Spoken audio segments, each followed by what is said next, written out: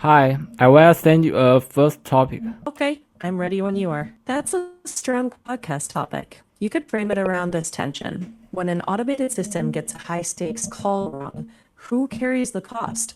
The institution, the vendor, or the student? Start with a human story, then unpack the oversight gap, and close with what meaningful accountability could look like. I don't be totally understanding the topic. What does mean the proctoring to fail and the student paying the price is I understand it. I understanding that student buying like the subscription to use the AI premium feature. Let me clarify that real quick. So, AI proctoring means using AI to watch students during an exam, like through a webcam or microphone, trying to detect cheating. When proctoring fails, it means that system messes up. And the students pay the price doesn't mean they buy anything. It means they suffer the consequences, like stress, lost time, or having to retake an exam, even though it wasn't their fault. I understanding your first expression, but I still not be confused by the explanation. And what does mean the sequence or also the stress? I still don't be understanding. And what does mean the retake the exam? The retake is the Let me put that more simply. Of course, consequences means the bad results that happen after a problem. For example, the AI system has a problem, so the exam is not trusted. Then students must do the exam again. That is the consequence for students. Stress means feeling worried, nervous, or under pressure, like thinking, I studied hard once and now I have to do it all again. Retake the exam just means take the same test one more time. so the whole topic is the college used the AI to detect the something unfair operation in exam and the student paying the price. Sorry, I only want the price. I don't understand is why student to pay the price generated by the AI system. Let me pin that down clearly for you. Yes, pay the price is an idiom. It doesn't mean paying money. It means students suffer because of someone else's mistake. Here, the college used AI. It had a serious problem. The exam couldn't be trusted, so students had to do it again, losing time and feeling worried, even though they did nothing wrong. That's the price, the consequence. I have a totally understanding the news. So, what do you thought about this the news? The AI to monitor the whole process of exam that this should be a future or the unavailable for the education. Let me think that through with you. I'd say it can be useful, but it shouldn't be the final judge over students' outcomes. Think of it more like a helper flagging unusual things for a human to review, not automatically accusing someone or canceling an exam. Because once you use cameras and AI, students can feel nervous and systems can misunderstand normal behavior. So if there's strong human review, clear rules, and a fair appeal process, okay, maybe it's part of the future. But without those safeguards, it's not fair to students. So what I can understanding is the AI can use the text of the teacher who was be arranged to monitor the exam, right? Yeah, that's basically the idea. AI can help with some of the monitoring, so teachers aren't watching every second.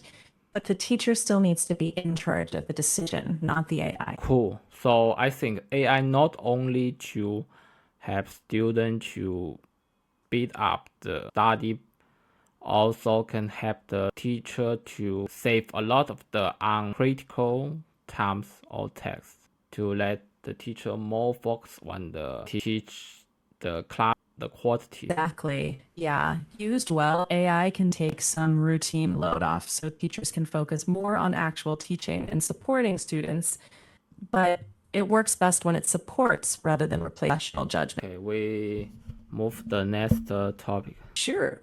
What's next? So here's the core of it. This topic is a legal fight over alleged confidential information. Apple is asking the court to temporarily stop OpenAI's related hardware work while the case is being decided. OpenAI denies using trade secrets and says the request isn't necessary. The interesting angle is whether courts should pause a new product before the claims are actually proven. What does mean the lower shoot? So I only know that OpenAI stolen some of the engineer or the some data from the Apple to develop their AI hardware. Let me clarify that. A lawsuit is a legal case in court. One side says the other did something wrong and asks a judge to decide. Here, Apple is saying that some former employees may have taken private info to OpenAI, but that's an accusation, not a proven fact.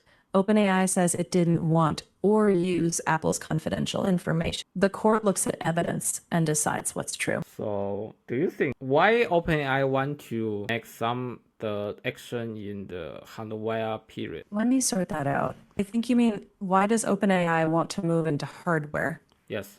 We don't know its exact plan, but a possible reason is that today's devices weren't built around modern AI. OpenAI may want a device where talking to AI feels natural and more helpful, and also more control over the whole experience instead of relying on other companies' hardware. But the OpenAI is trying to build the final user device, like the mobile phone or the keyboard. We can see it have start to selling the collect keyboard. Let me check that for you. Right, you're asking about a consumer device, like something everyday people buy and use.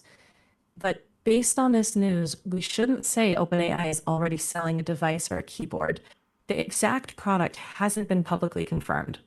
It may be a consumer AI device, but we don't know what form it'll take yet.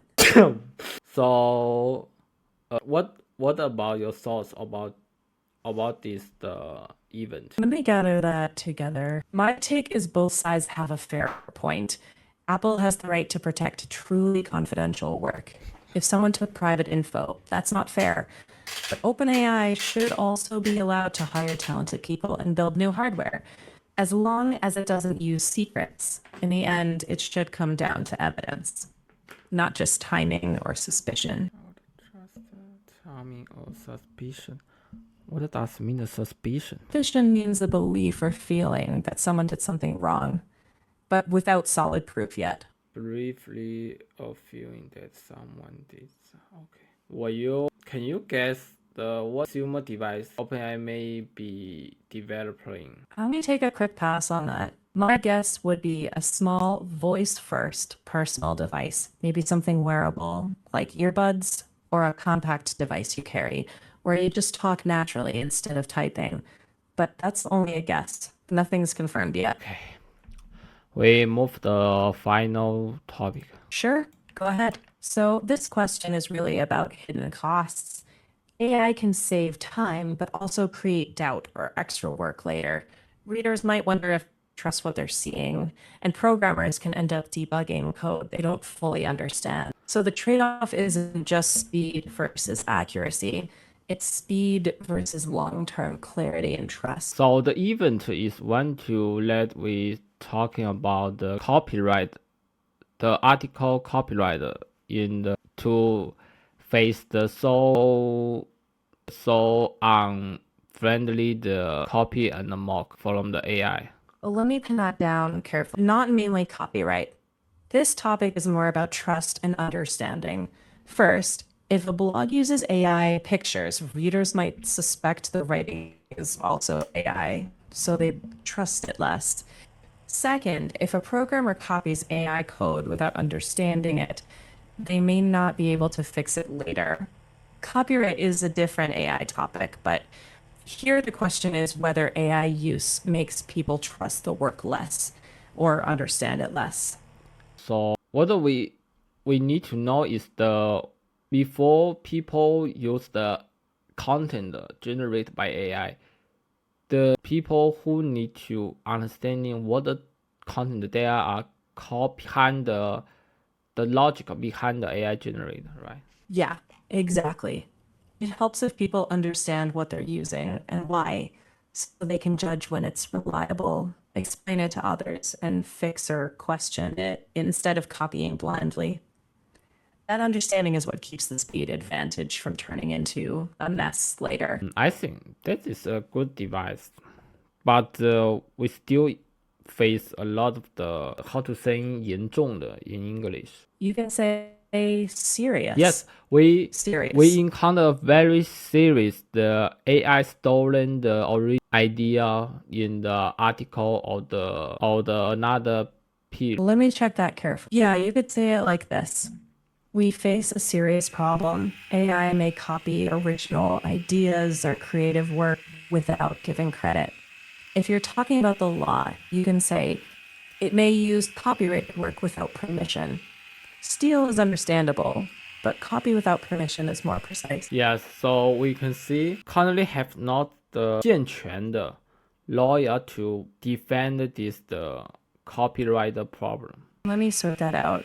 You mean laws, not lawyers. A natural sentence is we don't yet have a well developed legal framework to handle AI copyright issues. Or current copyright laws aren't fully prepared for AI generated content. Yes, that's what I want to say. So, what do you thought about this event? Let me pull together a clear take on that. My take is AI should help people create, but not make creators invisible. We need clearer rules about permission, credit, and maybe payment without assuming every AI output is automatically theft. For everyday users, use AI as a helper, Automatically but check, understand. theft. What does mean the theft? Let me clarify that for you. You might mean wrap up, not wrap. No. To wrap I up I means to- talking the word is the this word the theft. Let me check Theft. that. Pragmatically means in a practical, realistic way, focusing on what works. If you meant theft, that means stealing, taking something that belongs to someone else without permission. The word the pronunciation is the theft, right? Let me check that pronunciation. The word is theft, pronounced Theft. One Theft. syllable rhyming. Let me check that. Thrap or thrapped isn't the word here. Theft means stealing. Threat means danger. For the AI copyright topic, the word you want Okay. is Thank you theft. today join our podcast. Glad to be here and talk it through.